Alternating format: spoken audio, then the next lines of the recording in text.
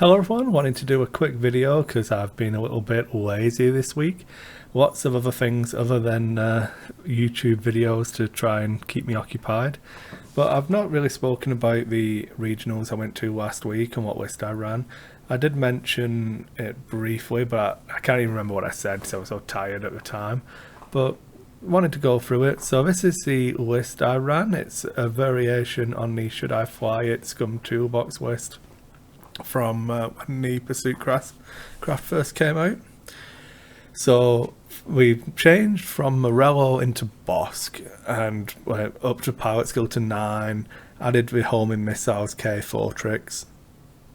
So he's got a really nice alpha strike with guidance chips, Forlom and Zuckuss. You're pretty much guaranteed to be doing 4 or 5 damage to whatever you shoot at. Then having Mangler cannon on there as well gives him a decent amount of prolonged damage and threat. You can't just write him off after he's fired it, because Mangler is going to keep adding in that crit. If you're at range 3, you're not getting the extra die. So it really makes his in-arc shots quite threatening as well. I really like it just as you tend to want to focus down Bossk, and by doing that it means that the Ventress gets to do her thing for a lot longer. Having the Ventress in with this Bossk, because I've moved him up to PS9 anyway, I feel like there isn't really an argument for Ketsu in this list. But having the Ventress really stripped down, push the limits, Latts Razzi, Black Market Slicer Tools and Engine Upgrade, keeps her in at 47 points. So we've lost a Burnout Slam offer, and we've lost the Shadowcaster title. Less versatility, less tractor beam shenanigans, but as she was firing last anyway, it's not as versatile as when we were running it with Morello to try and make sure you were getting those HLC shots. So this way I really like it, because if you ignore Bossk for too long, he's going to do a good amount of chunk into all of your ships, and if you don't ignore him and go for Ventress first. So if you take him down, Ventress is piling up the stress on somebody who's going to leave until the late game, whilst helping him kill somebody else. So just good options all really. There you go, a bit of dog penis for you all. That's what we all need to see. Sorry if that really threw me off my game there. Not that you'd notice, because I don't really have game, do I? But yeah, so this is the list that I ran at regionals. It took a little bit of evolution to get there. Burnout Slam onto Bossk has been invaluable, really lets you control that engagement. I really like just the amount of position. I think it's well worth sacrificing the feedback array to make it go a little bit better for positioning. Being able to do the 3 hard into a 3 hard to get shots again the next round, or even to break off from him engagement and force him into a prolonged chase. The 4 forwards that you can do with Bossk, it's a good amount of distance and really does change the dynamic of the game when you use it, especially if you use it early to get a good opening position that your opponent wasn't expecting. I do miss having Burnout Slam on Ventress for those same reasons, but I feel like the 2-point bid was needed just because I really want to be moving last with this Bossk to get those missile shots in from the K4. So how much value? I'll need to play more. I say I only played, the first time I ran this iteration of the list was round 1 of the regionals. So if you watched the last video, I went 5-1 on the day, which got me into a top 8.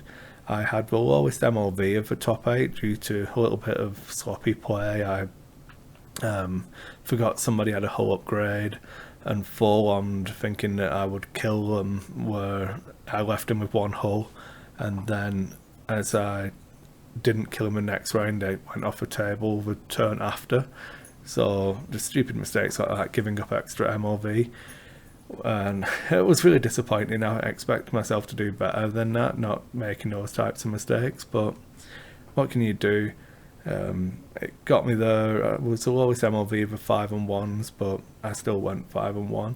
I had the best not MOV, strength of schedule. So I had the hardest run through. I think out of the top 8, I'd played against 4 other people in the top 8 and beat 3 of them. The only person I lost to in the Swiss was the 6-0 player. Then the top 8 round was a mirror match, a rematch of one of the games where he was running Fearlessness Bossk with cluster missiles, guidance chips, K4, Dengar and Zuckuss. No, K4, Dengar and Latts. And then he had Zuckuss on... is that right? Something like that. It was weird. It was definitely Zuckuss, K4 and Dengar on the Bossk. So you get a fully modified-ish shot from each of the cluster missiles, with Fearlessness adding in extra hits. So he can do like a potential 10 damage to you from that one volley. And then he had Ketsu as well, both at PS7. And because it's a close-in list, I think that's a really nice way of going. If you're going to keep Bossk at PS7 and try and play range 1 engagements, I definitely think Ketsu is a better option. My list was more designed to hold you at range 2 and range 3 and exchange jabs rather than get in there and brawl. But in the rematch, I repositioned incorrectly, really. I had a plan to try and separate Ketsu from Bossk so that I could deal with her and then get Ventress behind Bossk, and just once he's stressed, he's never turning around. I should never get shot again. My Bossk will die, but Ventress should eventually kill his Bossk. But Bill played it really well. He got some really nice boosts to keep out of Ventress's arc because I didn't rotate it at one stage where I definitely should have. And my approach with Bossk, I tried to be a little bit too tricky. Sometimes I need to remember that I can just fly straight at you and then shoot you. I don't need to try and do anything fancy. So it wasn't disappointed because I was happy to have made the top 8 with the amount of games I get in. So it did deserve to win that one, definitely. Outflew me. So that was a good loss to have. I hate losing when you feel like just something's gone wrong, but Bill definitely deserved to move on from there. The rest of the event then was won. Bill lost in the next round against the Tim, who I'd played in one of my previous rounds, was running Falcon and a really interesting Sabine in attack. This was the one where I forgot he had hull upgrade. So he had Sabine in the attack shuttle with a hull upgrade, Chewbacca, TLT, and I think that's it. But just Predator as well, and just real pain to pin down with the barrel rolls and boost coming before the move. So I knew not to try and focus that one early, but trying to trade with Ray was really hard, and he put lots of damage onto me, but I managed to make him spread the damage, and then finally got the arc shots for the homing missile and the Mangler cannon to finish Ray. And then, as I say, I thought it was academic. I had Ventress and Bossk still on the table against his Sabine, but forewarned myself so that in not the next turn, the turn after, I had to fly off the table because I thought I'd got him. I'd done the hit crit, which would have been through and dealt 3 damage, I think, or 2 damage, but then I'd forgot he had the hull upgrade. So he managed to evade one. However it was, it landed and he lived with 1 health, and I was pretty disappointed with that. Then I managed to keep Ventress in close and just dodge the arc and get those shots, and Ventress eventually took him down just because he was then stressed, not getting to do his fancy movements, always having to dial in greens. So pretty good result there. But Bill, when he played, because he had the range 1 missiles of Fearlessness, he just got over aggressive and let the Ray boost past him, and then that went downhill really quickly. So Tim made it through to a final. Then the only person in the top 4 who I hadn't beaten already was Aaron, who was running Commonwealth Defenders, and he beat Tim in the final with really well flown. I'll get the VODs up at some point, but it really well flown. Just nice crisp flying for the defenders.